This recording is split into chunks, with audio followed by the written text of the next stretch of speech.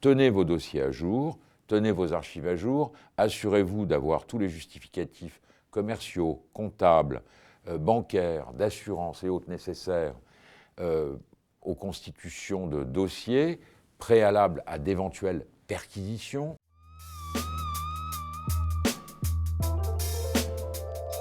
Bonjour, je suis Kirill Bougardchev, associé fondateur d'un cabinet qui s'appelle Bougardchev-Moine. Nous sommes spécialisés en droit pénal des affaires, en compliance, en quête réglementaire et en contentieux haut de bilan.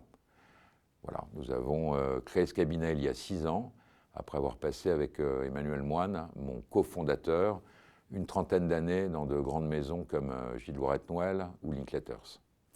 Édouard Villebrock, je suis avocat depuis maintenant 10 ans. Je suis actif principalement en droit pénal des affaires, mais aussi en contentieux commercial, de la concurrence et aussi sur les problématiques de droit européen. J'ai commencé ma carrière d'avocat dans un cabinet anglais, en contentieux de la concurrence, avant de rejoindre en 2015 la conférence des avocats.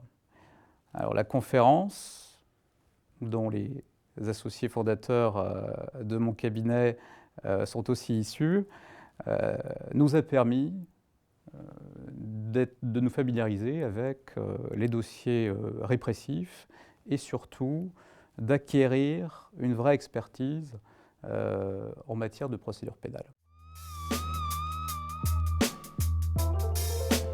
Le parquet européen, c'est un organe de poursuite transnational qui va exister désormais à l'échelle européenne.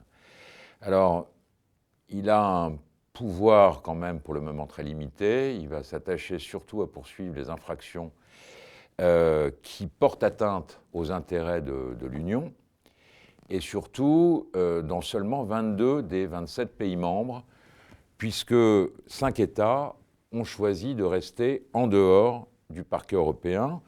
3 bons élèves d'abord, le Danemark, la Suède et l'Irlande, qui sont respectivement 1er, 6e et 15e au classement 2021 de Transparency International.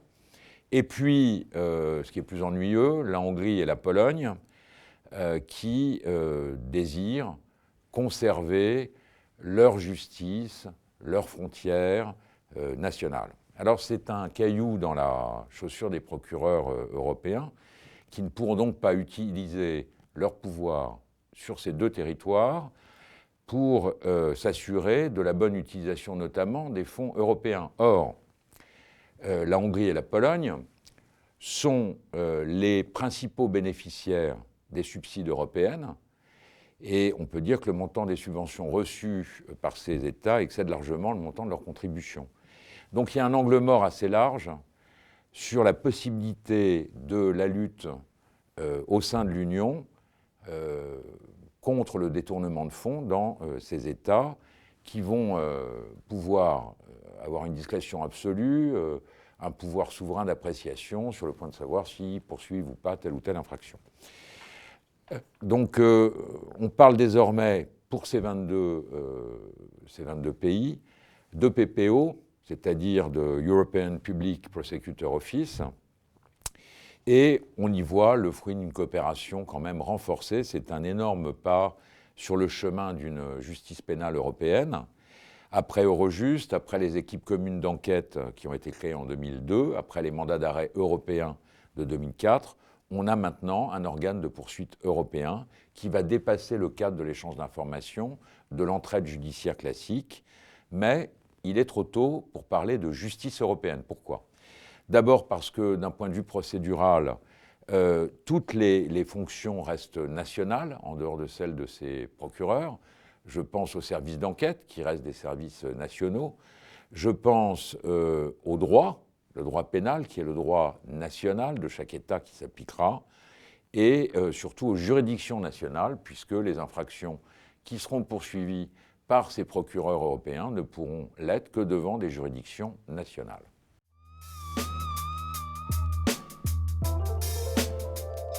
Si on remonte aux origines du parquet européen, on s'aperçoit en fait que c'est la chronique d'une ambition qui a été revue à la baisse. Parce que dans les années 90, on va se rendre compte de 2 choses. D'abord, on s'aperçoit que la communauté européenne a cru considérablement dans ses compétences, dans ses capacités d'action.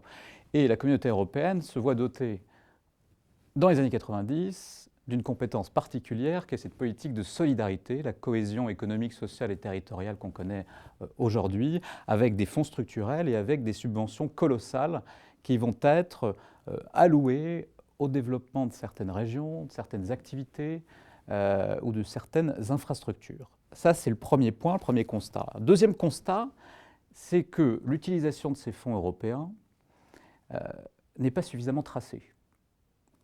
On envoie des subventions localement, mais les dérives ne sont pas suffisamment détectées, ne sont pas suffisamment réprimées au sein des États membres. Donc, comme on n'est jamais aussi bien servi que par soi-même, eh bien l'Union va réfléchir à une autorité de poursuite qui serait propre à l'Europe et qui veillerait elle-même aux intérêts financiers de l'Union européenne. La première étape qui est importante, c'est 1997. En 1997, on a un rapport d'un groupe d'experts qui va plancher à la demande de la Commission européenne sur la protection de ses intérêts financiers de l'Union. Ce groupe d'experts, qui est présidé par l'éminente professeure Mireille Delmas-Marty, va produire un rapport corpus juris qui, pour la première fois, évoque l'idée d'un ministère public européen qui va être indépendant, indivisible et qui va agir devant les juridictions nationales. Et ce rapport, il va encore plus loin, parce que pour la première fois, il y a l'ébauche d'un droit pénal européen avec 8 infractions qui seraient communes à toute l'Europe et des peines qui seraient prévues aussi pour ces infractions. C'est une étape décisive, on va avoir des rapports complémentaires qui vont poursuivre les travaux, et puis on assiste à un processus législatif qui va être très long, qui va durer près de 20 ans. En 2001, il y a l'étape préliminaire classique, un livre vert de la Commission européenne qui planche sur la possibilité d'un procureur européen, mais ça va prendre énormément de temps. On a au milieu de tout ça le traité de Lisbonne en 2007 qui va donner une assise juridique à ce potentiel procureur européen, mais il faudra attendre 2013 pour avoir un premier projet de règlement sur le sujet. 2013, très rapidement, on est confronté à des blocages d'un certain nombre d'États membres qui voient une perte importante de souveraineté.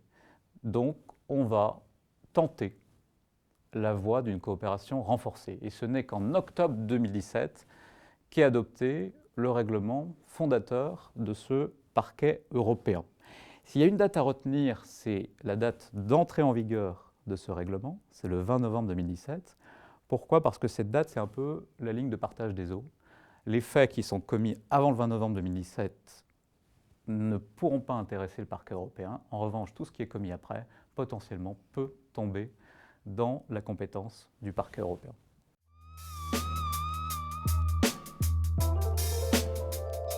Alors, le champ d'intervention, c'est une mission pour le moment assez étroite qui consiste à poursuivre et mener des enquêtes au sein des 22 États contre des infractions qui portent atteinte au budget de l'Union européenne.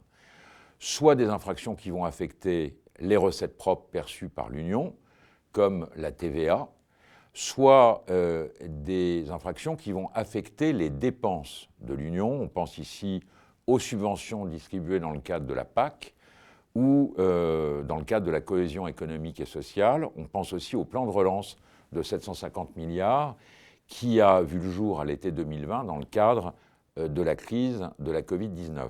Voilà. Donc, comme vous l'aurez compris, pour le moment, le catalogue d'infractions qui relèvent de la compétence exclusive des procureurs européens est assez réduit. Je cite quelques infractions. La fraude relative aux dépenses de l'UE dans le cadre de marchés, qu'ils soient publics ou privés.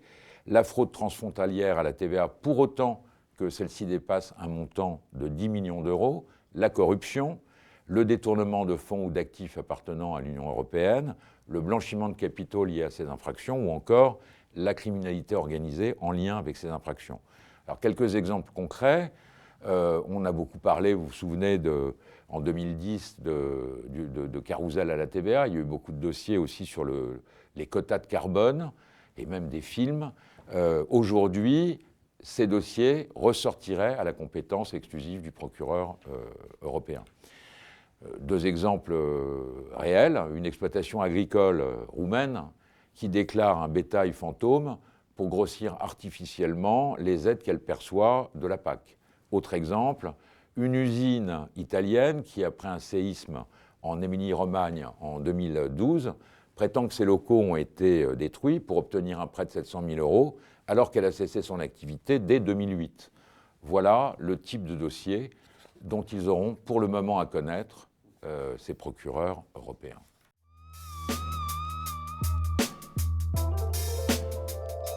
Alors, le parquet européen, c'est une pyramide à deux niveaux. Au niveau supérieur, on a un bureau central qui est à Luxembourg, sur le plateau du Kirchberg, et qui en fait, en pratique, est situé à côté de la Cour de justice de l'Union, du tribunal de l'Union. Alors cette proximité géographique, elle n'est pas due au hasard, mais pour l'instant, elle est un peu artificielle parce que cet organe de poursuite ne va pas être en dialogue direct avec ces juridictions européennes, qui ne sont pas des juridictions pénales. On sait que le parquet agit pour l'instant uniquement devant les juridictions nationales. Mais peut-être que c'est la préfiguration de ce qui pourra un jour avoir lieu. Il y aura un petit problème à résoudre quand même, c'est un petit commentaire au passage, c'est que la langue de travail du parquet européen, c'est l'anglais et uniquement l'anglais. La langue de délibéré de ces juridictions européennes, c'est le français. Donc il y a un risque de tour de Babel au niveau de ce plateau du Kirchberg au Luxembourg. Si on revient à votre question, au niveau de ce bureau central, qu'est-ce qu'on a? On a d'abord, tout en haut de la pyramide, la chef du parquet européen, qui aujourd'hui, pour 7 ans, est Madame Laura Kövesi, qui est roumaine, qui est très connue, qui s'est fait connaître pour ses activités en tant que procureur en chef de la direction anticorruption en Roumanie et qui a été extrêmement active à ce poste. Elle va présider un collège de 22 procureurs européens, un par État membre.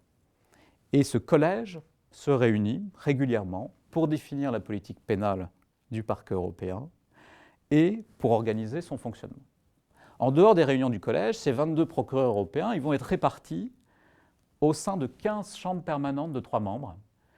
Et ces 15 chambres permanentes sont des organes décisionnaires de toutes les affaires en cours au sein de l'Union européenne. Ces chambres permanentes prennent les décisions principales dans ces affaires, c'est-à-dire au début les décisions d'ouverture des enquêtes, mais aussi à la fin les décisions d'orientation, par exemple des classements sans suite, par exemple la saisine de juridictions nationales ou la mise en place de procédures simplifiées, d'alternatives aux poursuites. Ça, c'est pour le niveau supérieur. Au niveau inférieur, il y a les bureaux décentralisés. Il y en a dans chaque État membre participant. Il y en a même 35. Parce que dans certains pays très centralisés comme la France, on a un bureau pour tout le pays, comme à Paris. Donc pour la France, dans les pays peu centralisés comme l'Allemagne, on peut avoir par exemple 5 bureaux. Donc dans ces bureaux, que se passe-t-il? On a des procureurs européens délégués qui vont mener les enquêtes au jour le jour et qui vont, le cas échéant, engager les poursuites devant les juridictions nationales. Et ils s'acquittent de leurs tâches sous la surveillance d'un des 22 procureurs européens, mais aussi sous la surveillance de ces chambres permanentes auxquelles ils vont adresser des projets de décision et dont ils vont suivre les décisions, les instructions, ils vont les exécuter localement. On a donc un modèle pyramidal, hiérarchisé, et ce qui est très important, indépendant des États membres. Ces procureurs européens délégués qu'on trouve dans les États membres, ils ne sont pas choisis par les gouvernements nationaux, ils sont sélectionnés par le collège du parquet européen.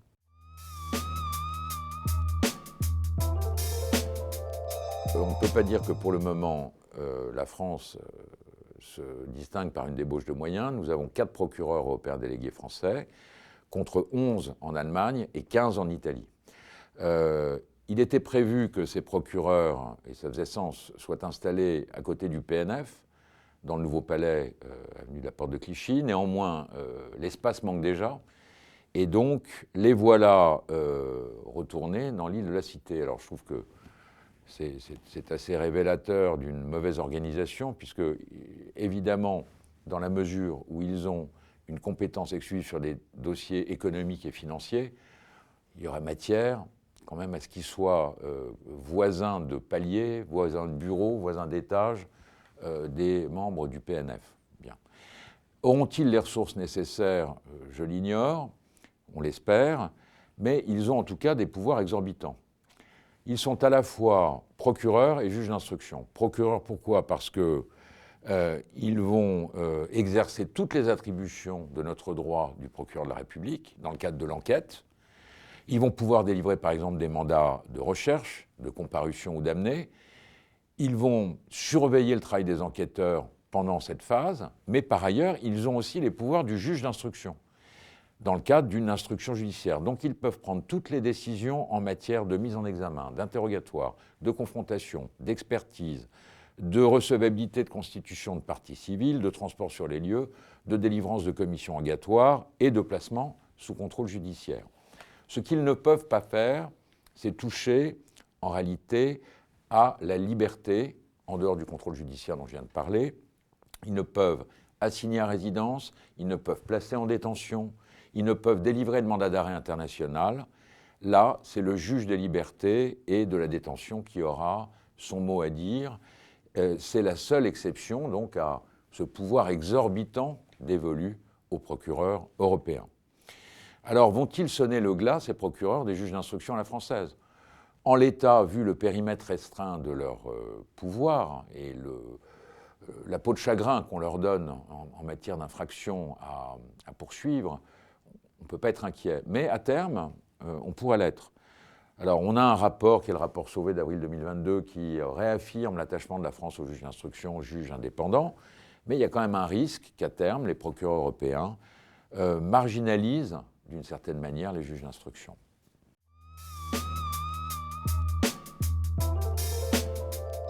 Alors, je crois que pour le moment, il n'y a pas une grande prise de conscience des entreprises.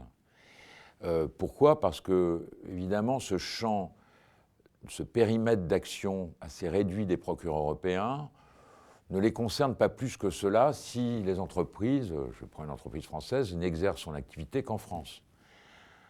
Bon, si une entreprise française exerce son activité en France, mais a des filiales dans certains des 22 États dont nous parlions à l'instant, alors là, la problématique n'est pas du tout la même. Il va falloir prendre conscience de ce nouvel organe de poursuite. Parce que, évidemment, votre filiale sera de plus en plus contrôlée, surtout si elle perçoit des subventions européennes.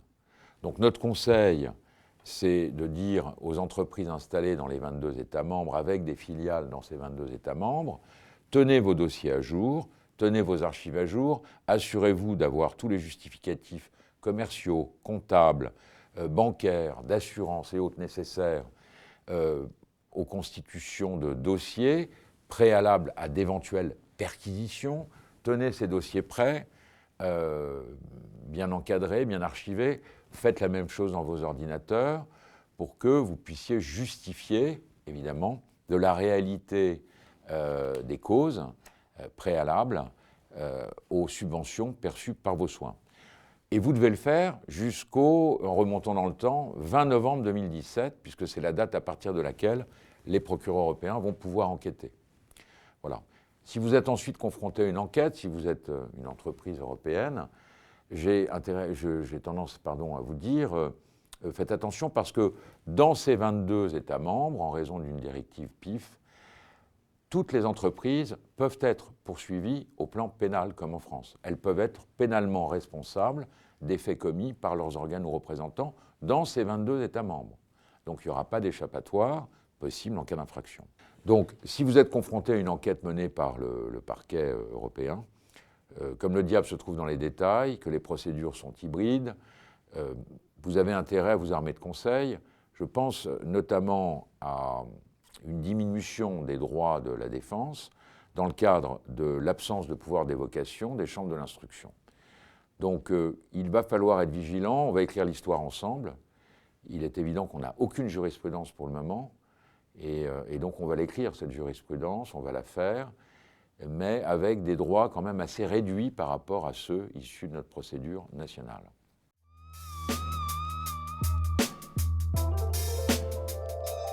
À l'échelle européenne, on a un démarrage du parquet européen qui n'est peut-être pas un démarrage en trombe, mais qui est un démarrage incontestable. En un an, le parquet européen a reçu plus de 4000 signalements d'infraction. Il a ouvert 929 enquêtes et il a procédé à des saisies pour 260 millions d'euros. Donc c'est, selon le parquet européen, 5 fois son budget de fonctionnement. Sous-entendu, il est déjà rentable. Si on regarde les statistiques indiquées dans son rapport annuel, si on les regarde un peu plus en détail, il y a 3 observations qu'on a envie de formuler. D'abord, c'est le nombre important des enquêtes ouvertes, il peut être trompeur. Il ne doit pas non plus nous faire perdre de vue que la plupart de ces enquêtes sont très peu avancées.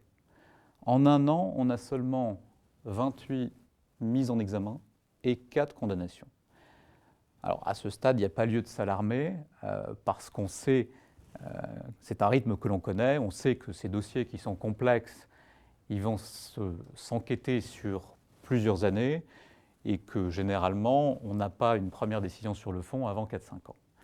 Mais les prochains rapports d'activité nous en apprendront davantage sur la rapidité d'avancement de ce parquet européen et sa capacité à atteindre ses objectifs. Le deuxième commentaire que je ferai, c'est que la priorité du parquet européen ressort clairement. Elle se concentre sur les États qui sont perçus comme les plus défaillants dans la lutte contre les atteintes à la probité.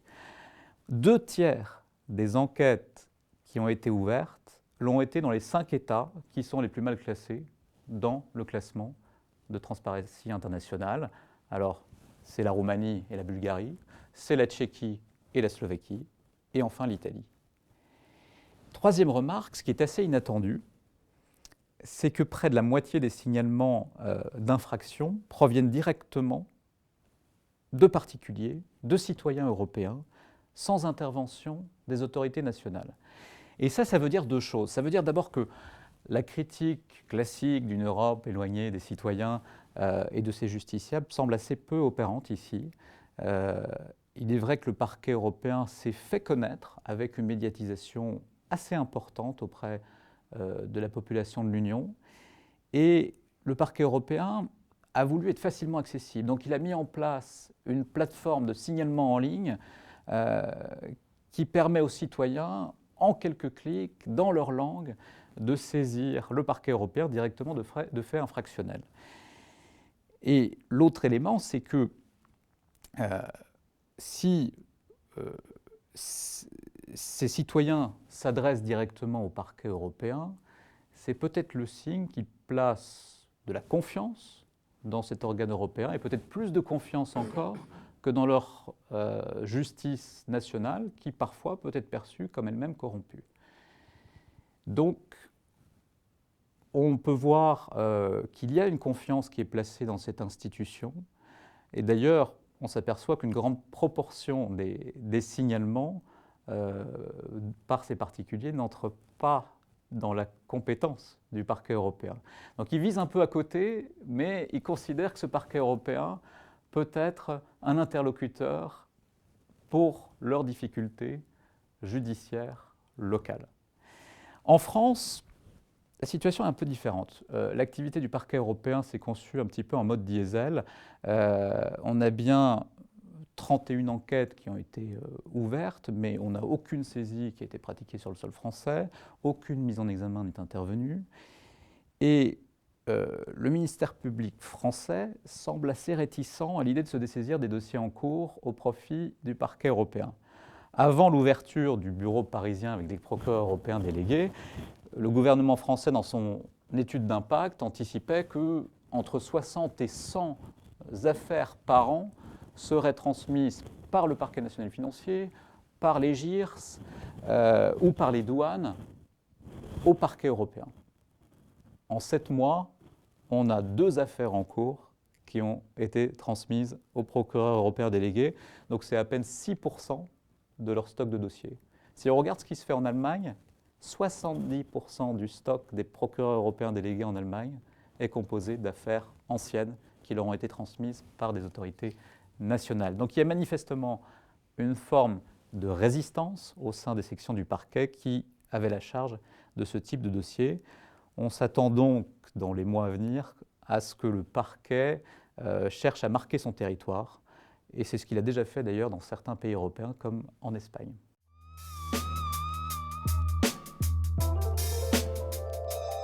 Alors, comme pour toute instance nouvelle, il y a quand même une inconnue. L'efficacité du parquet européen ne sera garantie que s'il y a des prérogatives suffisantes, s'il y a des contraintes administratives qui sont modérées et si les ressources sont adéquates. Sur les deux premiers points, moi, je n'ai pas trop de doutes. Je pense que le parquet européen, d'abord, dispose de pouvoirs suffisants pour mener à bien sa mission. Son champ de compétences est large. Et en plus, il a aussi la compétence pour connaître des infractions indissociablement liées aux infractions qui relèvent de sa compétence propre. Donc avec la connexité, on s'attend à ce que régulièrement, il déborde un petit peu du cadre qui lui a été assigné. Et puis, on l'a dit, ces procureurs européens délégués disposent de super pouvoirs à rendre parfois jaloux des juges nationaux. Donc sur ce premier point, il n'y a pas de doute. Le deuxième point, la lourdeur administrative, le parquet européen, justement, il contribue clairement, et on s'en aperçoit déjà, à supprimer des lourdeurs administratives qui pouvaient exister avec la coopération judiciaire. Le fait de fonctionner au sein d'un système intégré, avec une hiérarchie unique, va donner beaucoup d'agilité à la conduite des investigations, avec des actes qui sont pilotés simultanément dans les États membres, avec un accès en temps réel aussi aux dossiers qui sont constitués localement par les procureurs européens délégués. Donc il y a un saut qualitatif par rapport aux équipes communes d'enquête qu'on connaissait sous l'égide d'Eurojust et qui avaient d'ailleurs déjà démontré une certaine efficacité. Le seul point d'interrogation va porter sur les moyens alloués au parquet européen. Est-ce qu'il va disposer de ressources humaines suffisantes, de ressources financières suffisantes aussi pour faire face à l'afflux de dossiers et pour le traiter dans les temps, sans précipitation, mais aussi sans retard. Ces questions sont toujours en suspens et je pense que les prochains mois nous en diront davantage. C'est un organe qui est encore très jeune, qui est donc très observé, qui est aussi à la merci des eurosceptiques. Donc c'est un organe qui doit construire sa légitimité. Donc il faut qu'il évite les erreurs de jeunesse, il faut qu'il évite des erreurs de communication, il faut qu'il évite évidemment aussi les erreurs judiciaires. Sur l'erreur de communication, on voit quand même dans les nombreux communiqués de presse du parquet européen le risque d'une image d'un organe qui est pressé de garnir son tableau de chasse, qui est lancé un petit peu dans une course aux poursuites. Et cette course ne doit pas l'égarer. La performance statistique ne fait pas partie de ses principes de base. Ses principes de base, c'est le respect de la Charte des droits fondamentaux, c'est la conduite d'enquête impartiale, c'est la recherche d'éléments de preuve qui soient à charge et aussi à décharge. C'est explicitement mentionné dans les principes qui le gouvernent. Donc il serait bien aussi qu'il montre un peu plus d'équilibre dans sa communication, qu'il communique éventuellement sur des classements sans suite ou sur des relax qui ont pu être prononcés pour que son action n'apparaisse pas comme absolument à sens unique. Il faut aussi évidemment que le parquet européen se prémunisse contre toute erreur judiciaire, parce que ce serait potentiellement fatal si une grosse erreur judiciaire apparaît dans ses premières années d'activité. Ça pourrait un petit peu lui brûler les ailes. Il est doté de super pouvoirs, il faut donc qu'il les manie de manière hyper responsable. Si tous ces écueils sont évités, là on peut s'attendre à des évolutions majeures de l'action du parquet européen. La construction européenne, on sait que c'est une politique de petits pas, mais qui peut être assez endurante et qui peut mener loin. Donc si l'action du parquet européen est probante, alors on aura un développement considérable de son périmètre d'activité, parce qu'une approche nationale de phénomènes de délinquance qui sont par nature transnationaux, c'est toujours un pis-aller. On s'attend à ce qu'à moyen terme, le dispositif puisse être étendu d'abord aux infractions terroristes, à la criminalité organisée, et puis aussi, sans doute, aux infractions environnementales. Cette concentration de pouvoir entre les mains d'un seul et même organe, à terme, elle pourrait devenir un petit peu effrayante, mais je pense que les frissons seront vite dissipés si le parquet reste absolument intransigeant sur les principes qu'on a évoqués et qui l'ont constitué. Donc c'est aussi à nous, avocats, qu'il incombe de veiller à ce respect des principes de base.